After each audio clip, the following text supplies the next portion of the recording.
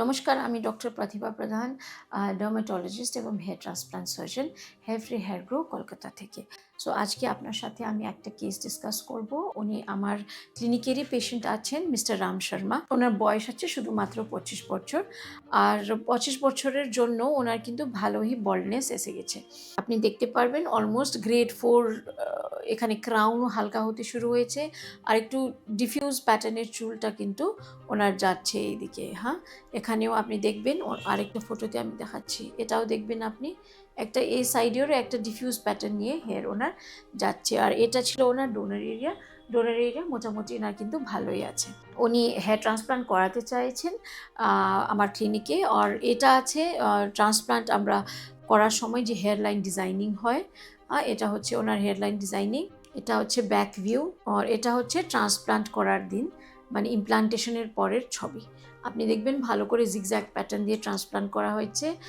আর এটা দেখছেন আপনি, এখানেও কিন্তু গ্রাফটগুলো বসানো আছে। আচ্ছা, এখানে আপনি একটু ক্লিয়ারলি দেখতে পারবেন। আমরা একটু অন্যভাবে ট্রান্সপ্লান্ট করেছি এনার, একটা হর্সশু প্যাটার্ন সরি বলতে পারেন। আমরা শুধু সাইডের, এই সামনে তো আমি হাই ডেন্সিটি দিয়েই করলাম, কিন্তু সাইডের দিকেও আমরা একটু ট্রান্সপ্লান্ট করেছি। এটা কেন করেছি, কেন ওনার এই মানে মোটামুটি পাতলাই ছিল চুল, কিন্তু আমার এটা যদি করতাম তাহলে এই যখন গ্রো হবে তখন আপনার মাঝখানের যে ফাঁকা আছে সেটা অটোমেটিক্যালি হাইড হয়ে যাবে। কেন পেশেন্ট ইদার লেফট সাইডেও যদি কম করতে চান বা রাইট সাইডেও যদি কম করতে চান, তাহলে মাঝখানের যে ফাঁকাগুলোটা ভালো করে হাইড হয়ে যাবে। কেন, যেহেতু ওনার বয়স শুধুমাত্র 25 বছর, আমরা মানে বেশি করেও করতে পারিনি। আমি ওনার করেছি মোটামুটি 3705 গ্রাফটস। তো ওনার আপনার রেজাল্ট আমি দেখাচ্ছি। এটা হচ্ছে ওনার রেজাল্ট সার্জারির আগে, আর এটা হচ্ছে ওনার সার্জারির পরে। ওনার খুবই ভালোই রেজাল্ট এসেছেন, পেশেন্টও খুবই বেশি স্যাটিসফাইড ছিলেন। আপনি দেখবেন এটার সাইডের দিকের ভিউ, আর যে এই আকারের একটা লাইন ড্র করা আছে, এই আকারের লাইন সবাইরই একই আকারে ড্র হয় না। হেয়ার লাইন ডিজাইনিংটা আপনার নির্ভর করে আপনার মানে ফেসের সিমেট্রি। কারোর একটু ট্রায়াঙ্গুলার ফেস হয়, কারো জ লাইন খুবই ভালো হয় যেরকম এনার, কারো একটু ওয়াইড জ হয়। আর এটার সাথে আমাকে ফরহেডের শেপও দেখতে হয়।